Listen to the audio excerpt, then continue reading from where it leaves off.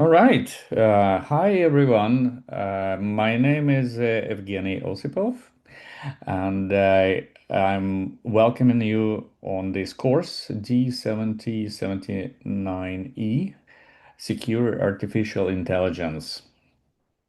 This is a new course, exactly as your master program, and we tried our best to prepare an exciting content. So this is a very important topic now when artificial intelligence is on the top of news and businesses. So it's really a disruptive technology. So in this course, we will be talking about security aspects of it. Um, Again, I know that you all have mixed background, uh, but again, so it was very hard to dimension the complexity of the course based on that. So I have to confess that we don't know in advance whether it will be too hard. We tried again our best to make it hard, uh, but exciting. So you are kind of trial rabbits. This is the first occasion on the course. And so let's see how it's going. So any feedback is welcome and it will be accounted for the next generation of students, of course. So together with me on the teaching crew, we have Tim and let me see if I now manage to actually change the slides. Yes. So Tim and Mons. So they are all here with us in Zoom. So maybe you guys, instead of me, vocalizing the text on the slides, you can speak for yourself. Tim? Yes. Sorry, my video is acting up for some reason. Otherwise, I would have done. But yes, hi people. I'm Tim. I'm from Germany originally. I did my master's also here at TU in a different program in AI. And now I'm doing a PhD here in secure AI. And I'll be supporting you in the lab specifically for yeah, helping you with the sort of the exercises and also the assessments. And I also will give one full lecture in the later module about LLM security. Yes, thank you, Tim. Thank you. So you will see him quite often, and definitely you will interact with him in our communication channel. I will be reminding you about very, very shortly. Mons, Yes. Can you hear me? yes, and see you as well. Nice. Hello everyone. Nice to see you. Um, my name is Mons, as Evgeny described, and I will be helping you and assisting you in the course with the different labs.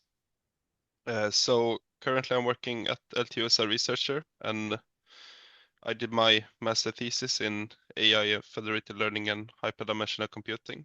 So nice to see everyone. Thank you, Mons. Thank you. So I think now we all presented, and since you're very many, so we skip this around the table introduction, I guess, just to save time. But I spoil a little bit information, which I will tell in a few minutes. We definitely will have an opportunity to know each other face to face, which is a good news. Yes, so let's move on. Yes, me, dear. Yes. My name is Evgeny, as I said. I'm a professor uh, of computer science in this department, and I'm also head of computer science group. So now we changed the name, so it's not any longer dependable communications and computations, but rather computer science group. I'm teaching quite many courses. I developed many courses. Currently, I'm teaching one, two, three, four courses actively. So one of them is about information security. So focusing on cryptography, security of network protocols, etc. Uh, and two courses about artificial intelligence. So artificial intelligence is a focus of my research. I'm an active researcher, and I'm researching in algorithms and data structures applicable to artificial intelligence, so with the aim of making it more energy efficient. Um, uh, and by the way, please be sure, so when you join, mute your microphones so that I don't spend time doing it myself. Thank you. Yes, my research is about, as I said, novel data structures and algorithms, which is called the framework, the theory I'm developing is called hyperdimensional computing, and you will get a taste of it in a couple of labs. So I introduced this topic as part of this course. In general, if you're interested in doing a project in any AI related um, area, so please contact me. Also, I want to say that I'm a part-time researcher at Ericsson, focusing on development of hybrid AI technologies, hybrid in a sense of connecting neural networks and symbolic reasoning. Yes, so that's me, and that is the agenda for today's class. So the ambition is rather modest, I would say. I think it is very important to introduce, speak loudly about the course structure and the rules applied in this course. And then we go through definitions of security and applicable definitions of AI and secure AI. So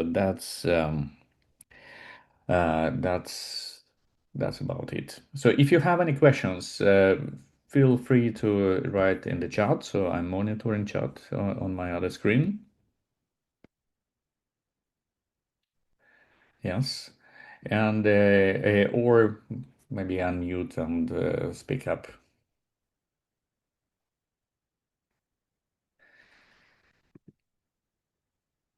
So, course material. There is no course book in this course because the area is still rather new. So the information exists in research papers, in different legislation acts and such. So lots of useful information and the information you'll be tested on will come in the classes, in the lecture notes, and the research articles that will be supplied for your self-study.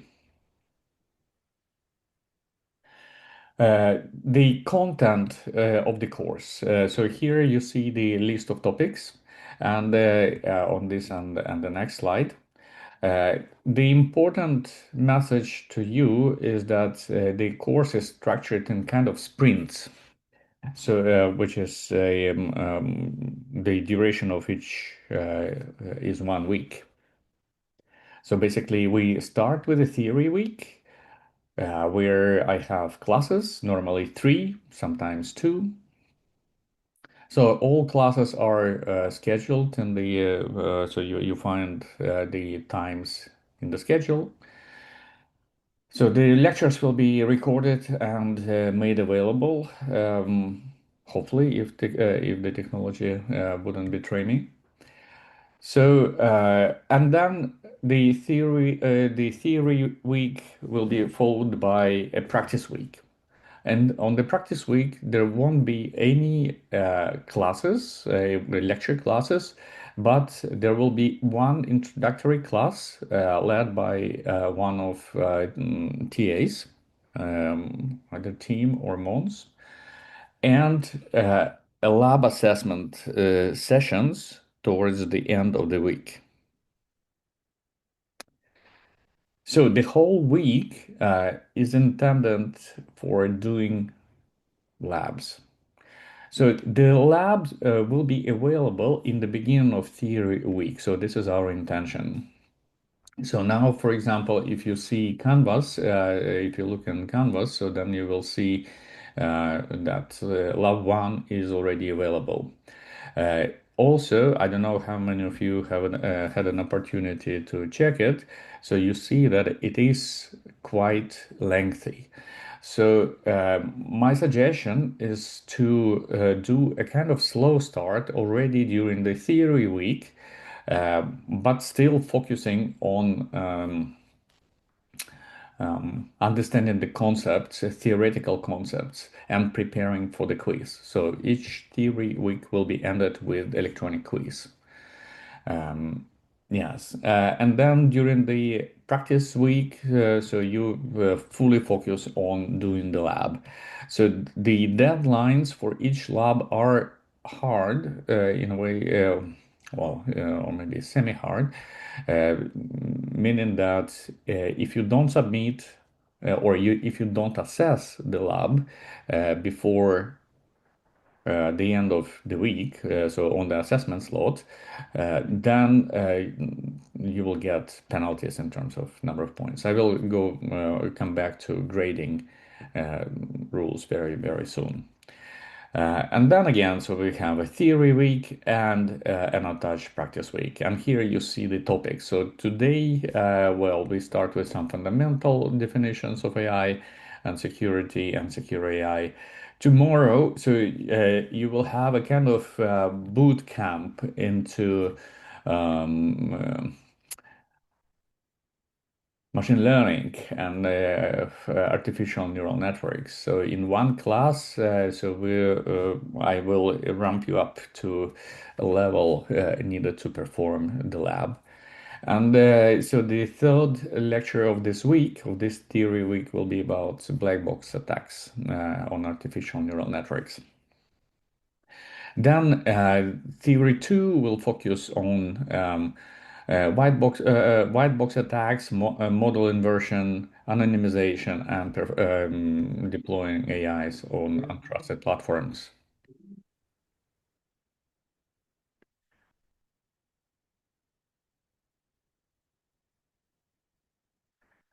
So the third theoretical module will be about federated learning. So learning in distributed environments, computational environments, and associated security threats and defense strategies. So it will be supported by Lab 3. And finally, on week 4, we talk about security of large language models and legislation aspects of artificial intelligence, focusing on European AI Act. So this is our agenda. So let's move on. So since most of you are sitting online, so this course is rather online, and so there are no physical classes. I'm considering, but let's see how it will happen. Maybe to pay a visit to Skellefteå one of the weeks, but no date is planned yet. So we need a communication channel for questions, answers, discussions. And historically, I use Discord in all my courses. So, and this course is not an exception. So we use Discord. I hope many of you um, have joined our server, and so the discussions will be conducted there. Then already now I want to point out that so any assistance is welcome from you to your fellow students. So what does it mean? So you will do labs. As I said, labs, if you ask me, they are rather heavy. And as such, well, some of you will have more or less difficulties with them. So if you happen to break the code, so to say, and find a solution to some challenging questions posted on Discord, and you answer before TAs intervene, you will by the end of the course you will get extra points, which will be added to one of the moments uh, where it is needed most for example, in the border cases like 3, 4, 4, 5, etc. So, what about emails? Emails, of course, you can send emails, but it is least preferable communication channel because it is interfered with all other emails I get. So, if you want to be heard, Discord is the main communication channel.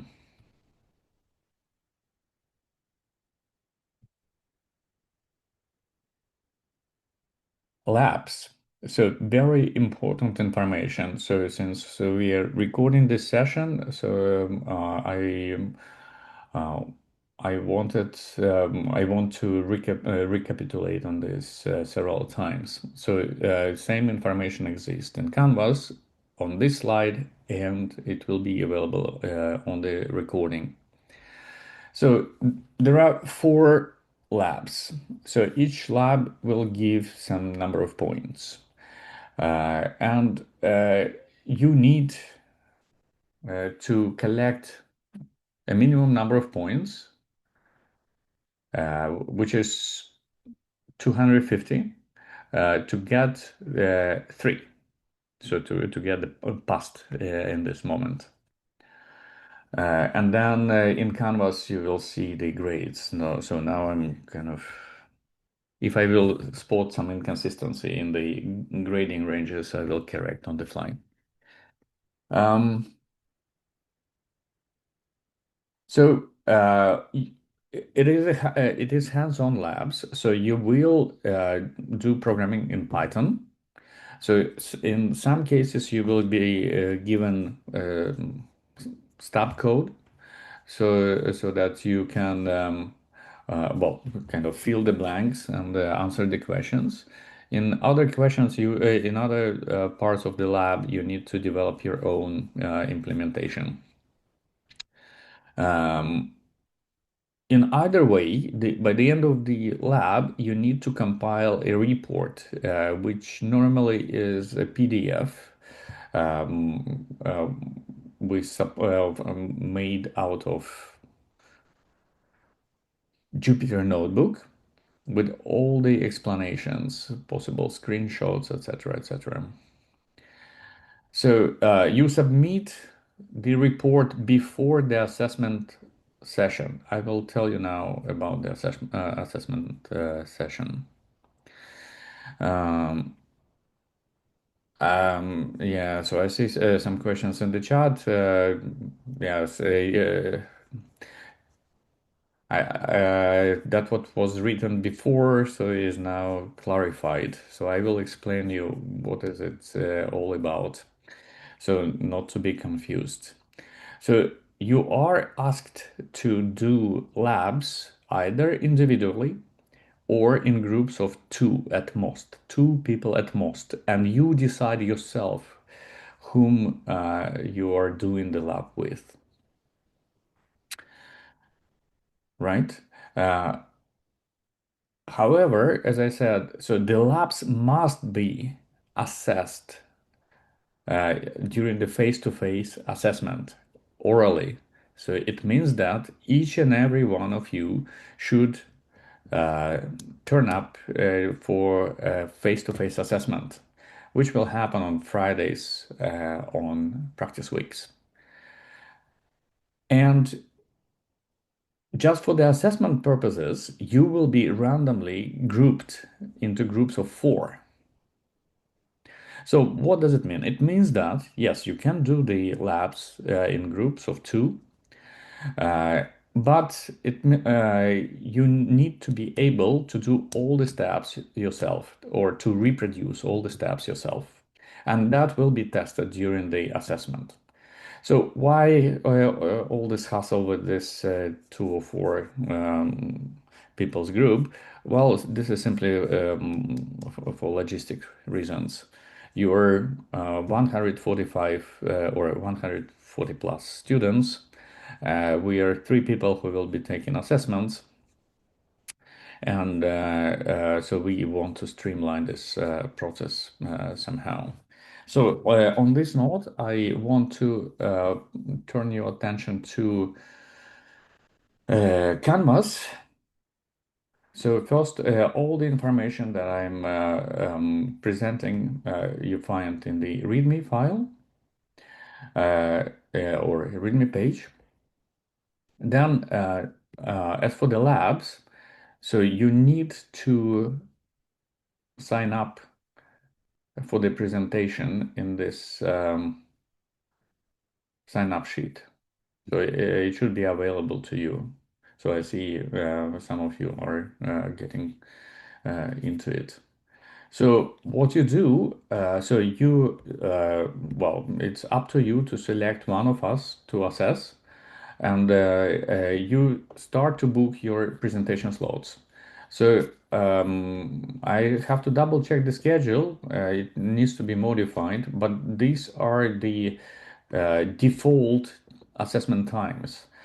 So the assessment time each practice week on Fridays will be from 8:15 past 1 to the end of past 2, quarter to 12. So before this period, before this time, so you should register your group, so name by name, so listing all the names in the corresponding slot, like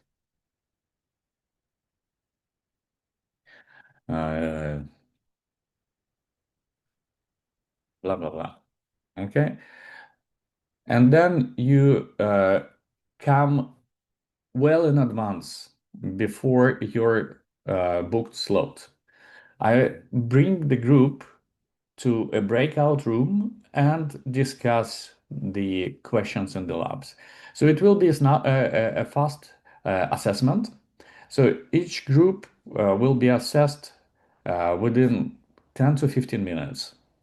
Well, it will vary between me, team, and Mons a little bit, so depending on our assessment styles, but the set of questions to be expected will be consistent. So what normally I ask, so I open the report, submitted by groups or by people, and ask in a random manner to comment on one or another aspect of the lab.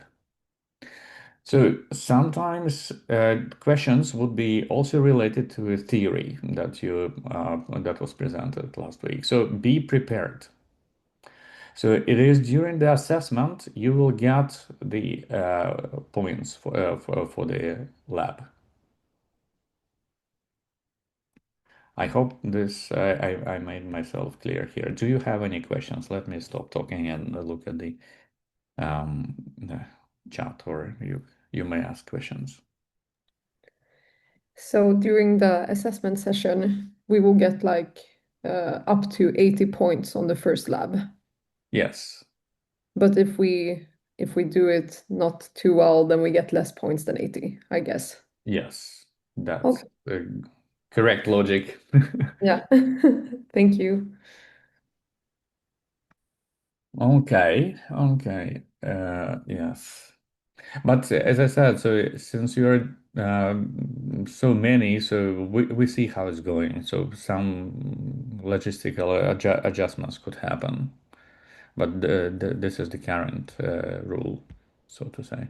So you can book slots already now. So I mean, you shouldn't wait until last minute. So But my only requirement is that you book the slots subsequently, so not leaving gaps.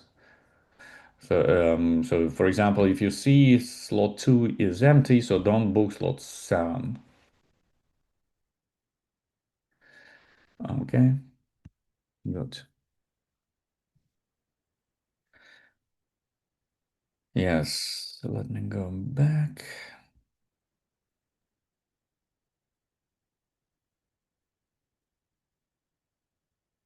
So we don't pick the groups ourselves. So a response to Daniel. Whether you don't pick the groups ourselves.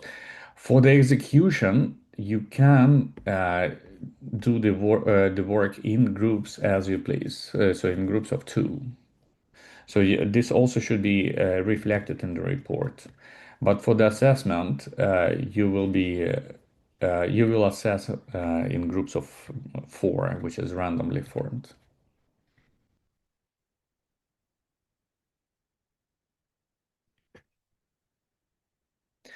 All right, so let's move on.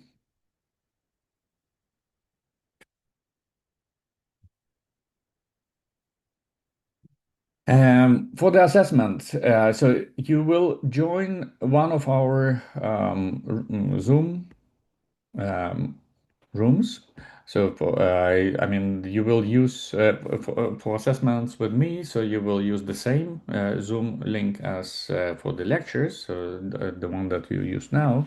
And for assessments with team and Mons, you should use a corresponding link.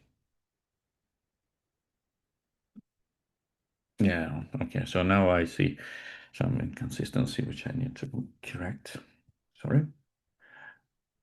Mhm. And, since it was written before, so let me see. It will be like this. So the passing threshold. So I didn't double check. So it's 200, as I planned before. So here are the grading rules. So for 3, 4, and 5 in the labs.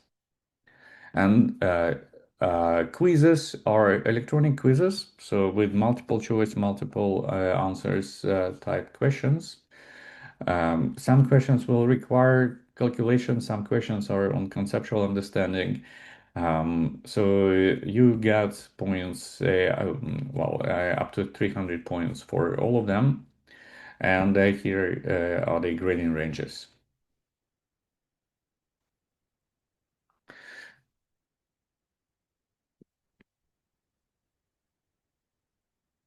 So the final course grade, so given that you pass the labs and quizzes, so basically the grade for in both in either of moments is greater than 3, is computed by this formula. It is floor of the lab grade and quiz grade. So basically to get 5, you need to get 5 in both moments, etc.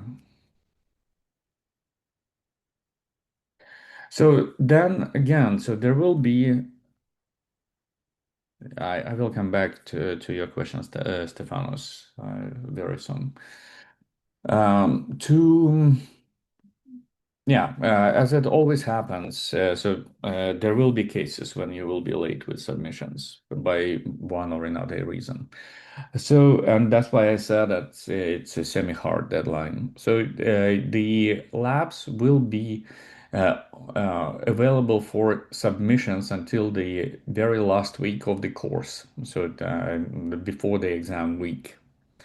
So, and however, if you submit late, so not on the practice week of the lab, so you will get penalties. So 10 points will be withdrawn for each late submission. Same goes for quizzes.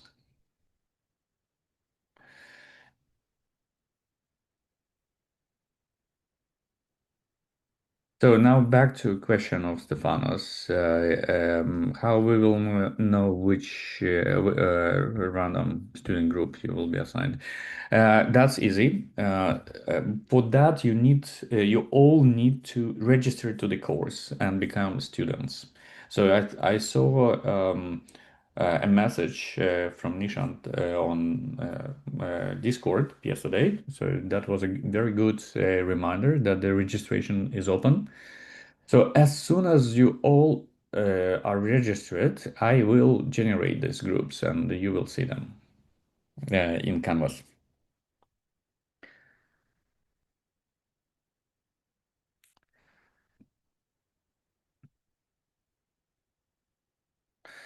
Um, the schedule for the practice week will be adjusted to the procedures I described.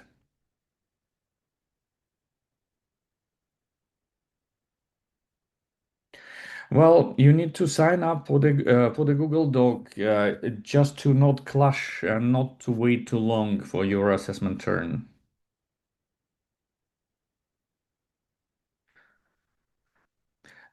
I mean, you agree with your team members from the randomized groups to uh, pick one or another slot. So basically, you should wait until the groups are formed, and then you can find yourself on the Discord and choose.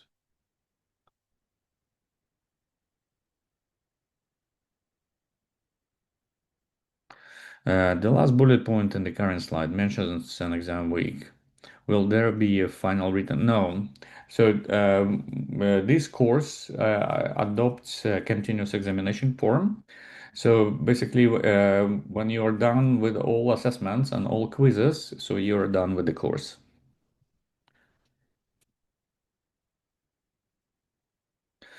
So let me see. Again, a question from Nishant. Someone needs to start at 8:15 slot, so other subsequent slots can be.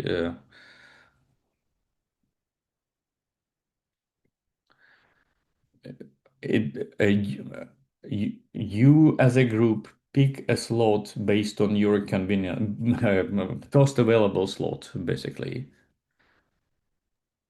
So I don't need to wait for someone to use the 8:15 slot, right? If I want the 9 o'clock slot, I can just write my name in that. Can you say again? You earlier said that like if there are any empty slots, use those first. Or if I want a 9 o'clock slot, can I just write my name in that instead of the 8:15 and 8:30 slots still being empty? I prefer that you book the slots subsequently. So Yeah, so well, it's like waiting for I'm just someone thinking. to. I mean, yes, Yeah. okay. I mean, your question is a little bit tricky because the more rules will be introduced, the harder it will be to monitor it. So you basically choose the first available slot. Okay, so if someone prefers a specific time because of maybe other schedule, so they have to wait until the previous ones are filled up, and when they say just go for it, start the way. I guess so. So let's see how it works. Okay. So we have a question from Amir. Thank you so much. I just really quickly want to ask, we have three people like you and Tim and Vance. Is it our choice to pick up the person we want Yes. to present? Yes. Thank you. It's your choice. Thank you. More questions? All right, so let's continue.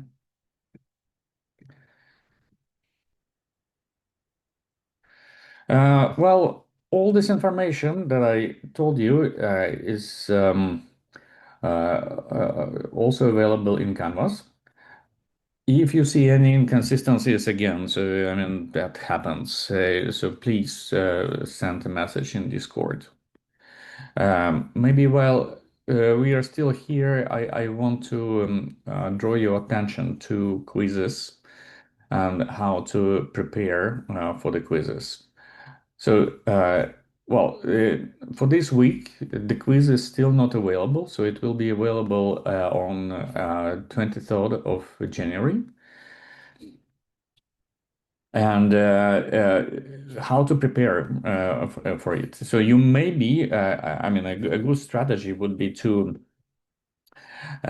first consult this study guide. So which lists all the topics that will be tested during the quiz, and start to learn about them. So many questions, many topics, points we will be covering during the lecture classes. I think most of them. Plus, there are some questions or some bullet points which concern information in the reading material, so in the research articles. So now I go back to modules. So you see that there is a part of the module which states which paper you have to read. So for this week, it is one pixel attack. So you can start reading this paper already now. So, as I said, a good strategy would be to not jump on the quiz, solving the quiz directly, and rather wait and rather take your time until Thursday or Friday to actually do it. So the quiz is 1 hour and a half duration, so it can be taken only once. So bear this in mind. Uh, so let me review the questions. Can we get a help from AI tools? No, you cannot. I mean, you cannot use AI tools to generate any responses, written responses. So that's what the policy of the university. Then, I mean, how you use AI tools for studying, I mean, that is not regulated. But whatever matters, generation of the code, we spot quite immediately that the code is AI generated.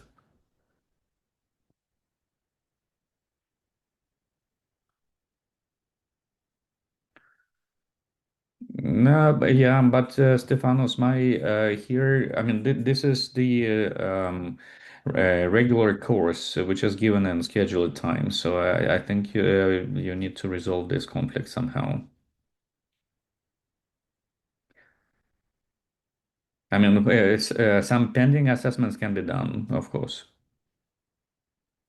But I mean, we are bound to the schedule, and again, so we want to avoid this logistic troubles as much as possible. Then, of course, there are different situations, I mean, which we can look at on an individual basis.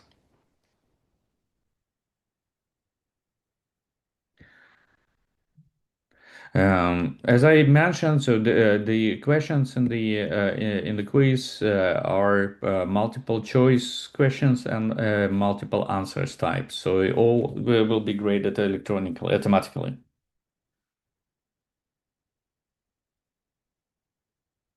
So questions, well, I can tell that so first quiz will contains 20 questions. I already commented on this point. Farouk. Yeah. On study guide, there are like 30, 40 points. All of them are covered by the theory, the paper. Say again? On the study guide, Yes. there are like 50 points, I think. My question is, all of them are covered by the paper that we are going to read? No. No. As I mentioned already, so let me be more specific. So all fundamentals of machine learning. I hope all of them will be covered in the class tomorrow. And again, so for study purposes, you can find information at any place. So this is nowadays a common knowledge. I mean, all these questions are very well covered in many places. And as I said, I covered them on my in my class tomorrow. Same goes for many of the points here. So like some of the attacks I will cover on Wednesday's class. For example, this questions regarding differential evolution, so that's a question specific to one pixel attack. So you find it in the article. Did I answer your question? Yeah, yes. Okay, good.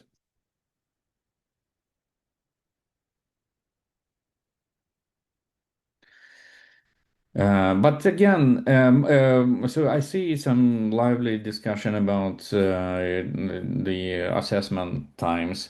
I mean, that's in my opinion, there are no better slot than other. So I don't know how much more preferences can be given within 2 hours or 3 hours time slot on Friday morning. I guess you will. Maybe I can relax. Maybe I can relax the this rule for subsequent booking. So I will do that. So I mean, if you feel like you want to use later slots, go on. I just want to avoid situation where there are gaps so that we sit and wait. So if there will be gaps, so if I discover gaps by Thursday end of day, I can move you to earlier slots. That you can expect. Then another thing. So once again, you are quite many, and we are 3 people. So we splitted you in a reasonable number of groups for the assessments. Um, Try to book the slots evenly again. So you definitely you cannot book all of you cannot book slots with team or with Mons only. So you need to kind of book whatever slots are available. Okay.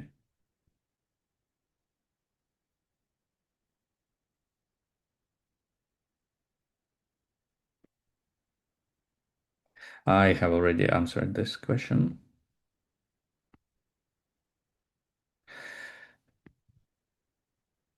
So you will all discover on the assessment sessions how it's going. So basically, I mean, as a rule of thumb, so on the lab assessment sessions, you should be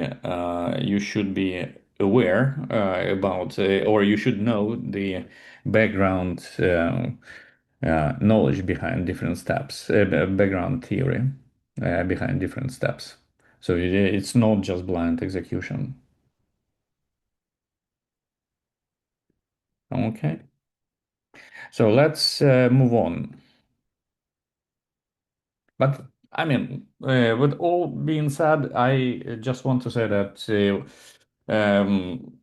we designed the course so that it is feasible to complete. So don't be too stressed about it. So the only thing we don't know is how exactly it will go, since this is the first occasion. But everything will be all right, I think. Yes.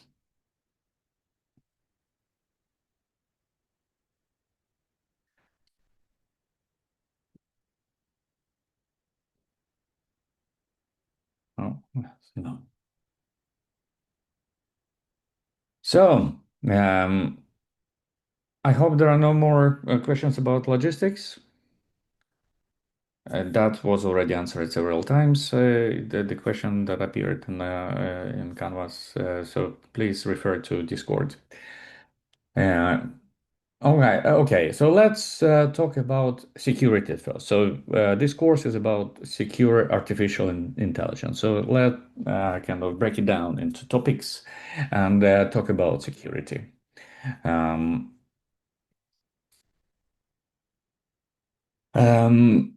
the subject of security in information or computer systems is the whole ecosystem, including hardware, software, data, communication facilities, and networks. So this is a kind of usual suspects for being attacked. From the point of view of owner of computer systems, so all these categories, we will talk about them as assets. So assets that have certain value, and not only certain value, but a high value for the owner. And speaking about artificial intelligence, so artificial intelligence is positioned here. So it's on the intersection of software and the data. So it's a unique phenomenon. So it's still new from the security and safety perspective, as it entered our lives only over the past few years. I mean, on that scale, as we have it today. So and as such. So it has some peculiarities with respect to providing security. But from the point of view of definition of AI as an asset, so we are talking about software and data in the first place.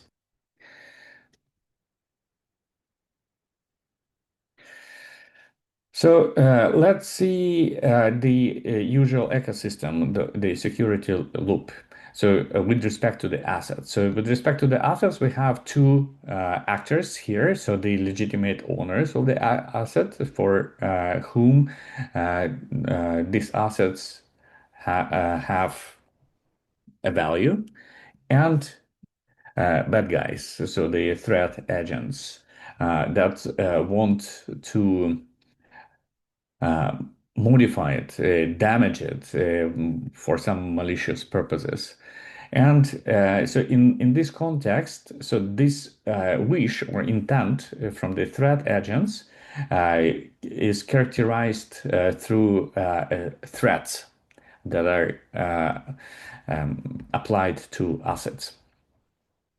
And the threats of assets being damaged, so they obviously decrease its usefulness for the owner and such value. So the owners on the other side want to minimize the risk associated with particular threats. So we have threats imposed by attackers, some malicious people, um, and the risks. They impose the risks that want to be minimized or reduced by particular countermeasures. And this ecosystem is not specific to AI, so it's a very generic view. So it can be applicable to information, it can be applicable to hardware, anything which is of certain value to the owners.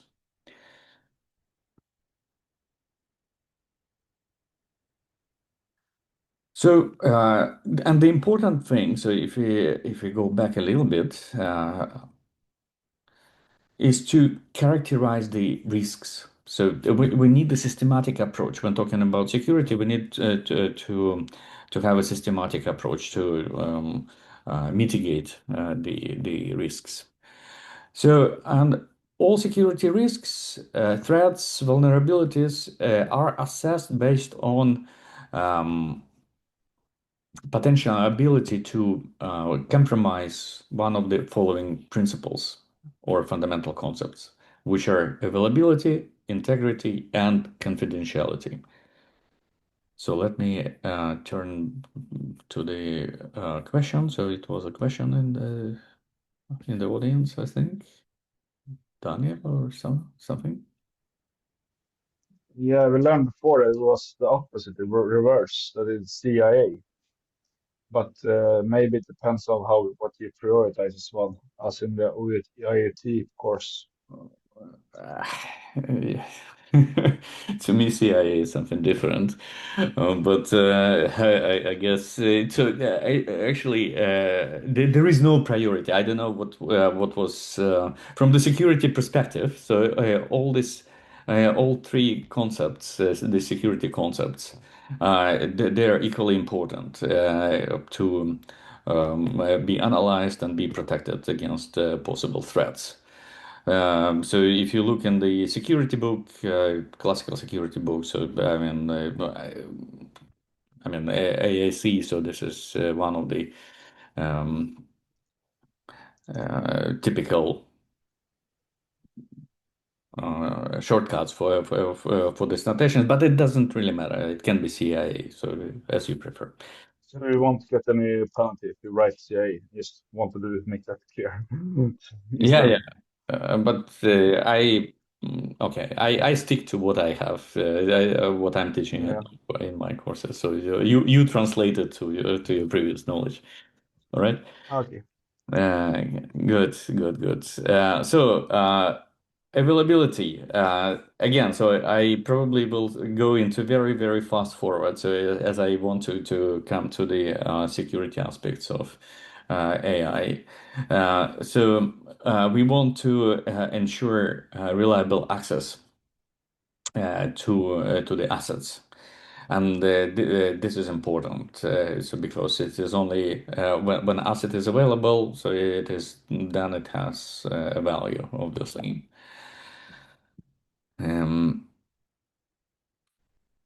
So confidentiality. So it's about preserving authorized restrictions on information access. So only legitimate actors should have access to the information.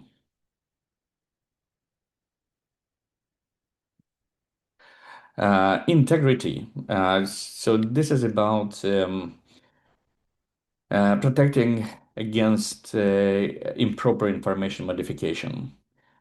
So modifying the functionality such that it delivers wrong answers, for example.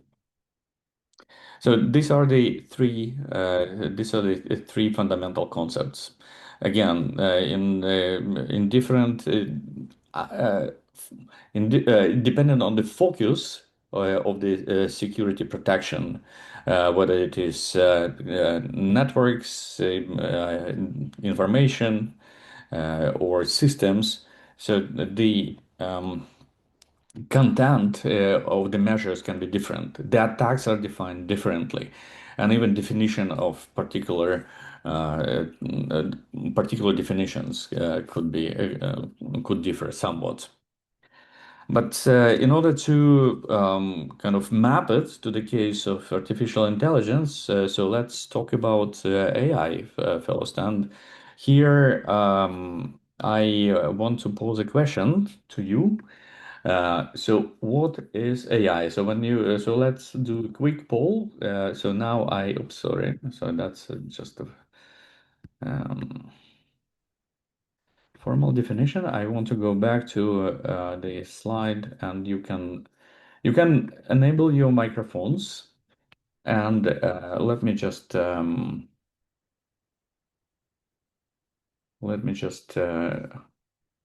write whatever you say here. If I'm able to write somehow, I have problems with keyboard here. Oh, okay, now good. So when you hear artificial intelligence in our modern life, so what is it for you?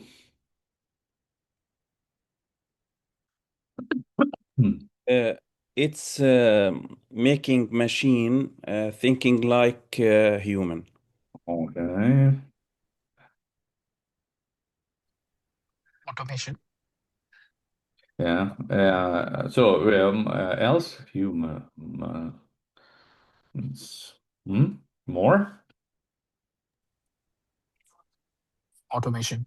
Okay. Let's stick to single definite have made automation somehow. Statistical models.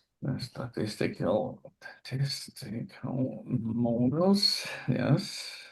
Mathematical function. Mhm.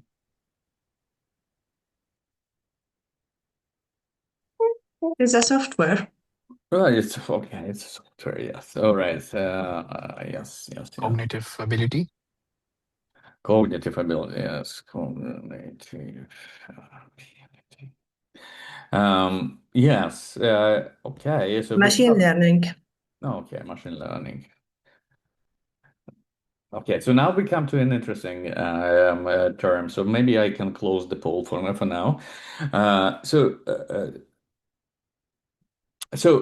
when you hear machine learning, and hear artificial intelligence, are these terms synonymous, or I mean, what's the difference?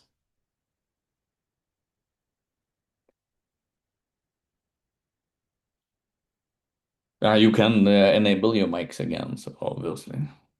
Can you say the question once more? Yeah, so machine learning versus artificial intelligence. What's the difference? Is machine learning artificial intelligence? I think it's part of artificial intelligence. It's a Yeah. sub part.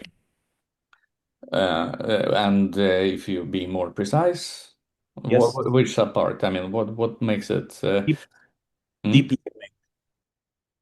Say again? It's deep learning. Okay, deep learning. So deep learning is another concept here, right? So deep learning. So is deep You learning? can call machine learning like a subset of AI. Yes, that's correct. And deep learning, is it machine learning? No, it's type of machine learning. Absolutely. Yes. Okay. Good. Yes. So let me see the clocks. So let me just switch to another tool and just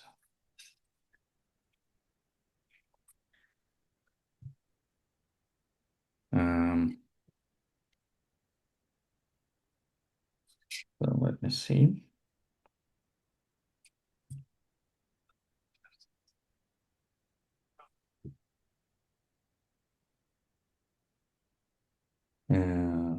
Give me a minute.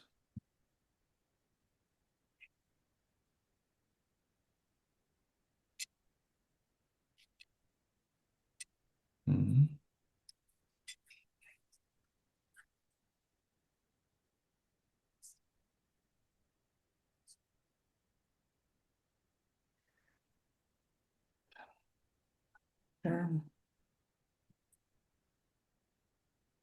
Okay. Okay, now.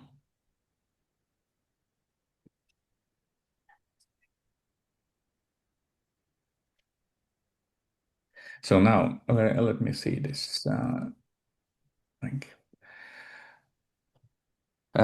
Yeah, you're all right with giving shooting all these definitions on me. So let me go back to here. So speaking about artificial intelligence is a global concept. So it was introduced back in 1950s, and the overall idea back then was about feasibility of or a hypothesis that certain intellectual functions of human beings could be implemented on computers. And so there are different flavors of artificial intelligence, of course. And these flavors, they basically, or these definitions, they come really on the level of these intellectual functions of biological organisms or human beings that are implemented.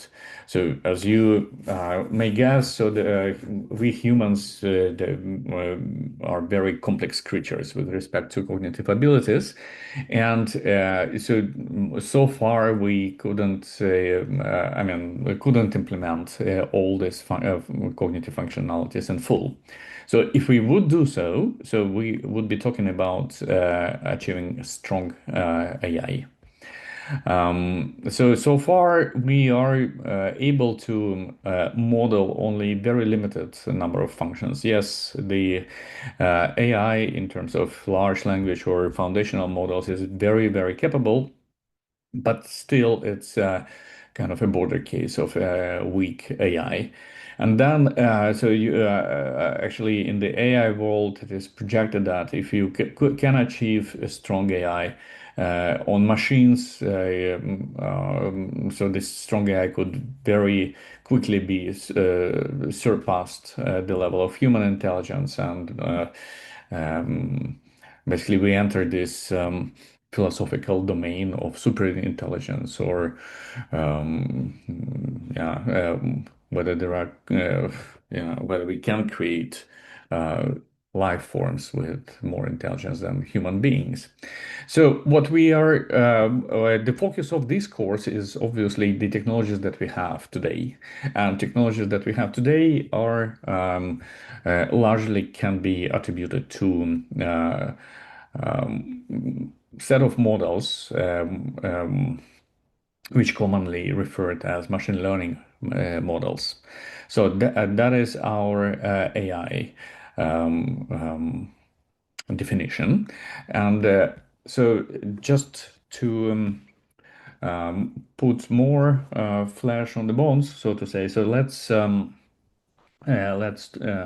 sketch what are the components here we are talking about. So let's have this machine learning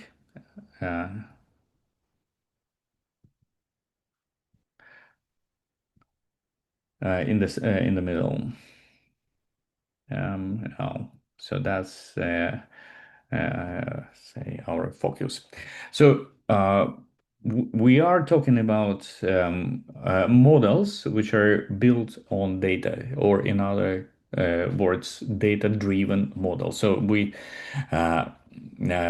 collect data from the environment, or by any other means, and we want to model it somehow, depending on the task at hand. And the data can fall in roughly two classes. A well understood data, so data where you can extract characteristics that describe a phenomena. So in this case, we are talking about so-called well-defined data. So through features. What do I mean? So say you describe animals in terms of body parts they have, so like number of legs, number of wings, etc., etc. So in this case, so you have set of characteristics describing these animals, and then you want to build a model that do some prediction. So this is the type of data I mean here. And if you do have such data, then you enter the domain of classical machine learning. Machine learning models. And so classical machine learning models, so they can be characterized into supervised supervised model. So when you unsupervised, the definition of supervised is that you know the categories of the data in which you want to, for example, classify or do the prediction. So you here you have such algorithms as decision trees,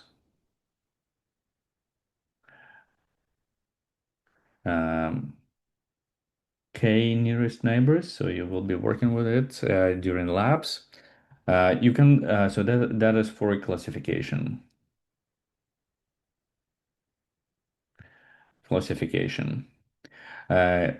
You can also do a regression task. So when you want to determine the trend in your data, so that you can predict, do the prediction of the values or instances. And so here you have cases for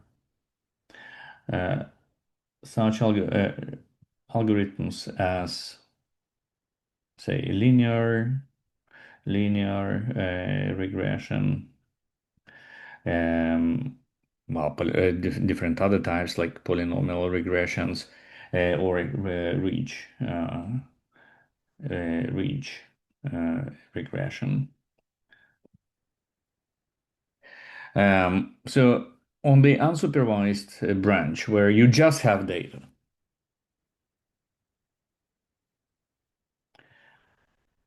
so you may have different types of clustering algorithms,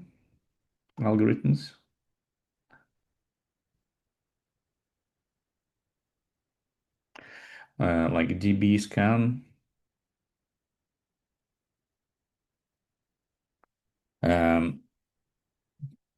k-means, etc. And also you have a set of algorithm for dimensionality reduction, which is I will not spend too much time talking about.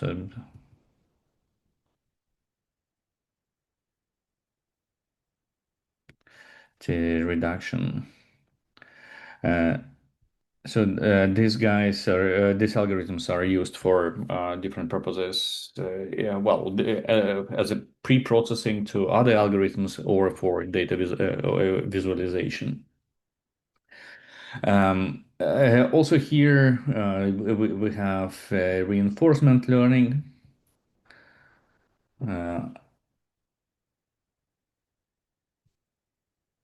Set of algorithms when you have a feedback during the learning process, or correcting the model. So the second branch of machine learning techniques is for the data where you cannot immediately see obvious features or characteristics. So no obvious features. Okay, or in other words, you have complex data.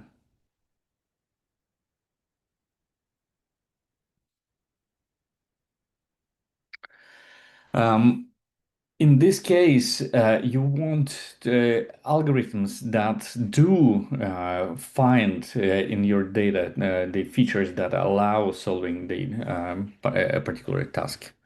And so a class of algorithms that work with this type of data is jointly referred to as artificial neural networks.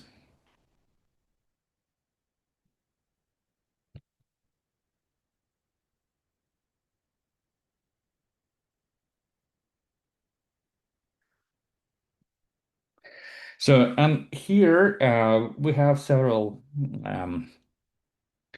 kinds of them. So, if you have a supervised learning task, so that you, again, you want to classify something or you want to do prediction, so of different kinds. For example, prediction on the next possible value in a sequence.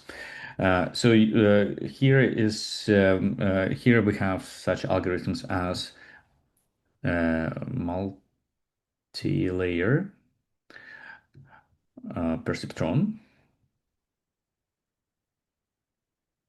so or MLP. So you will work with it in your lab one. So convolutional neural network, so that's a more advanced version of MLP. We're focusing on really feature extraction. So normally, so CNN, when talking about CNN, we talk about just feature extraction part. Um,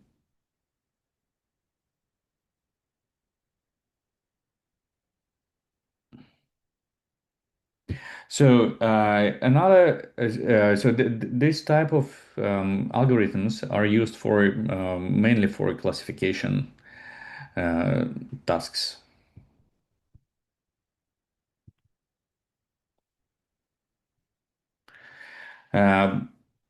You may have a task of prediction, as I said. So in this case, you have regression.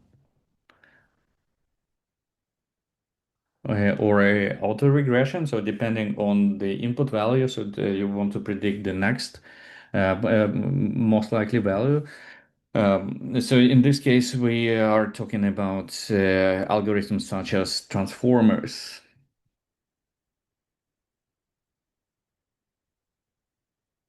So the transformers are the fundamental building block of behind large language models.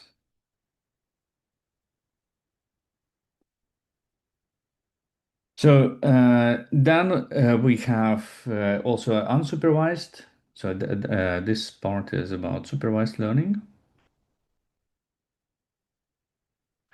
So there is a class of artificial neural networks. We will not be talking about it much, which is about unsupervised learning. So when you don't have any more information than just data. So in the unsupervised part, unsupervised. So we have such algorithms as, for example, self-organized maps. Self-organizing maps or autoencoders.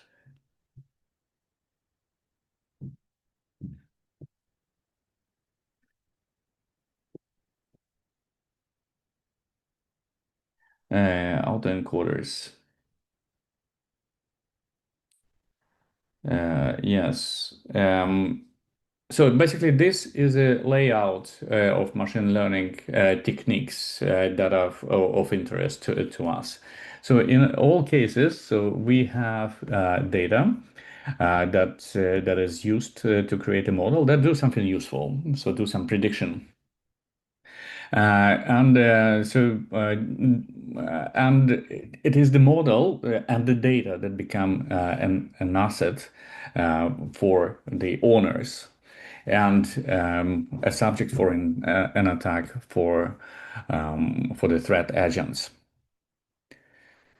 So let me skip now a couple of slides. Again, so all the slides will be available. So why do we need secure AI?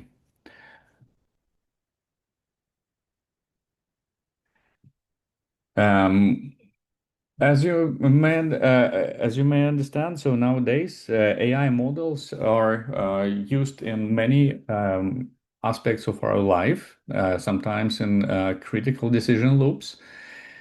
And as such, they become a very juicy target for the attackers.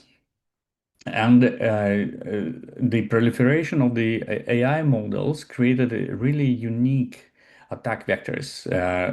And it is only recently where, on governmental level, there is an understanding about a need to ensure trust, reliability, and accessibility of the models.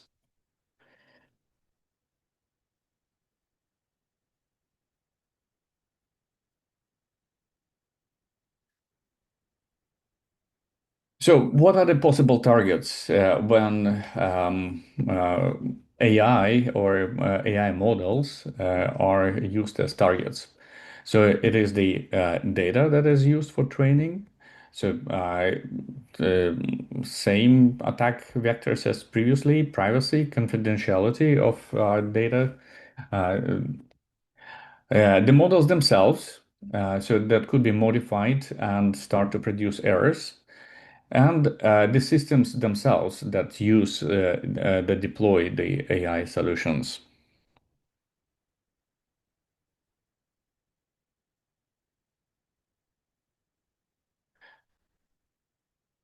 On the legislation level, so back in 2024, so only 2 years ago, or maybe 1 year and a half, there is an European Artificial Intelligence Act, EU AI Act, that was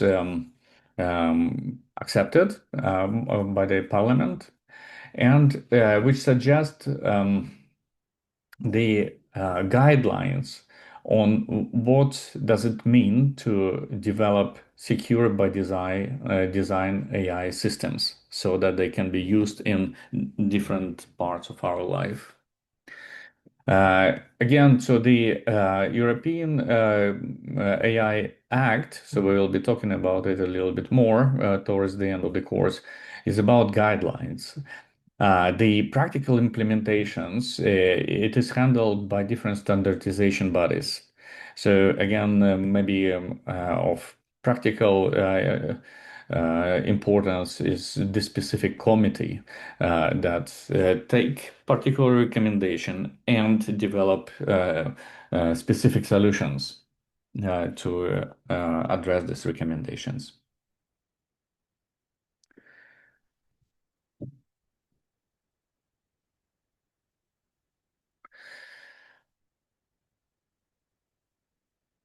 As you see, so 2024, I mean, happened only very recently, and as such, so the solutions are being developed as well, more or less as we speak. And many things still happen in the research domain. So defining the attack models, defining the protection mechanisms, etc. So here are, one of, well, a list of hot research and development directions. Uh, Partially, some of these directions you will learn practically during labs. So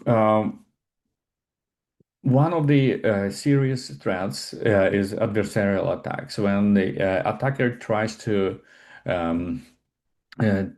to tamper in one way or another the classification model, so that it start or any machine learning model, and so that it starts to produce erroneous outputs.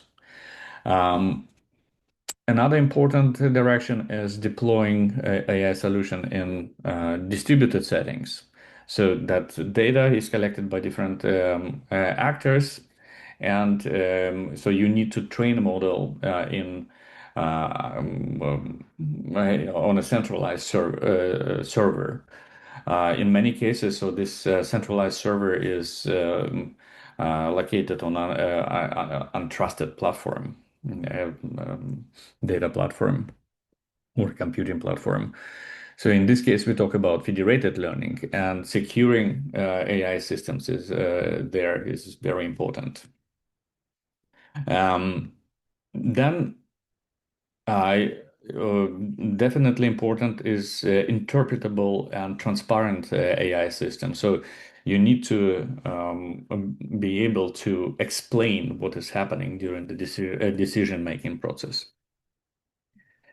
And finally, there is a system view. So there is a great deal of research on studying the systems which deploy AI models. So let me see. Maybe I can skip this slide and switch to this one instead. So if we talk about AI lifecycle or creating an AI model, so we can differentiate the following well, main phases. So first, you collect the data, you pre-process it somehow, then you create the model itself. So normally, you call this phase training. So you train the model on the data. Then you deploy the model. So when you're happy with the performance, you deploy the model in the target application.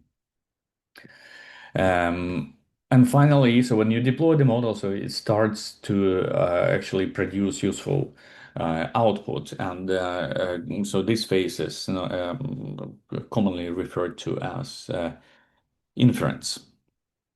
So what types of attacks we will be talking about? So adversarial attacks. So the idea is that if you train a model to perform certain classification task, you will see that it is fairly straightforward in a systematic way to make model to make mistake. So sometimes well, you add slight perturbation to your input data so that it starts to produce erroneous outputs. So this is a type of attack against the model itself. Poisoning attacks. So you may interfere with the training process. So by injecting poisonous or harmful data. And there are different effects of it. So you can create either backdoors so that, I mean, for a given combination of or a given pattern in the data, the model starts to behave in some attacker desired way. And again, so this type of attacks is very common in distributed settings. So you will try it. You will try to mitigate these threats in lab 2. No, lab 3, sorry. Model stealing. So you may reverse engineer a model. So you take sometimes you can have an access to the model, and having the access to the model, so you may understand what data was used to train it. So and that definitely creates risks to intellectual property ownership.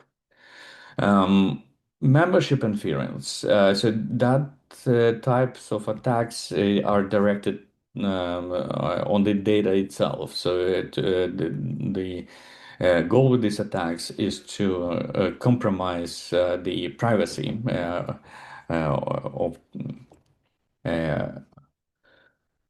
persons or of data used for training the models. And the idea here is to maybe collect some very sensitive information that was used. Supply chain attacks. So basically, you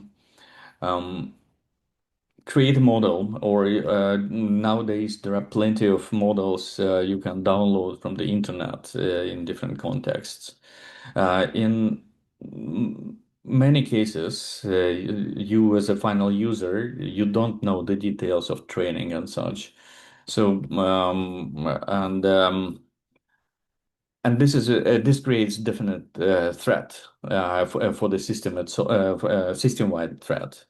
So, and that is why, for example, in many settings, it becomes forbidden to use side models or models issued by certain producers. For example, can refer to Australian governmental organizations where it is forbidden to use, for example, DeepSeek produced large language models.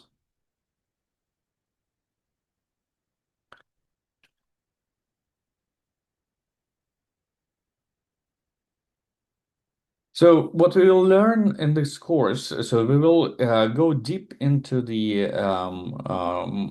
details of attacks. So for that, you will need understanding of the nuts and bolts of different algorithms. So mainly we will be focusing on artificial neural networks as kind of the mainstream technology nowadays, but so you should be aware about other models as well. So along with the explanation of different attacks, I will cover different defense techniques and so that you can apply it and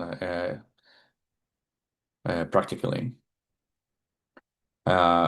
Then we will be talking about procedures for developing models in a secure way. So that will be done on the in different aspects. We will be talking about concept of differential privacy. So to mitigate the data leakage problem. We will be also talking about deploying distributed models or training models in distributed settings or deploying models on untrusted platforms. So all this we will cover in the following theoretical modules. Yeah, so now I'm looking at my watches. So we are approaching the end of today's class. So you can read the remaining definitions offline. So everything what I have said will be uploaded to Canvas, including the hand drawing that I did. So maybe in the remaining couple of minutes, I can open the floor for more questions if you have any. The data pre-processing tutorial should be available free of charge. So I see.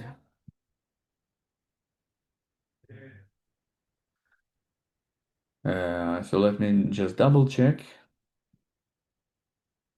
If not, then I will definitely find the free of charge version. Tutorial data processing. I don't need it. I will double check, and I will report on the on Discord. So it should be available free of charge.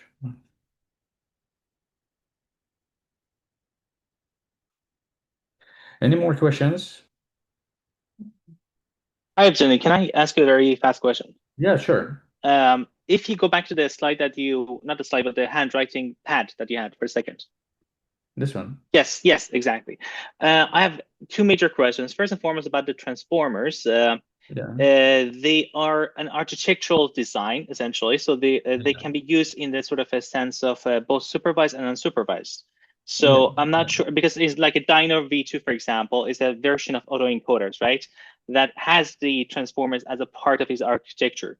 So I'm not sure if we should say that it should be regression as like only supervised learning, or it should be just a architectural type similar to the MLPs, right? So they are neural networks, they are like activation functions and so on. They're simplified, but then you can actually be used in different ways. But absolutely, this is a very maybe a very rough taxonomy here. I mean, if you ask, if you go deeper, so CNN is not an kind of. It's also exactly. It's also an architectural part of a feed-forward network, which is intended for feature extraction. So,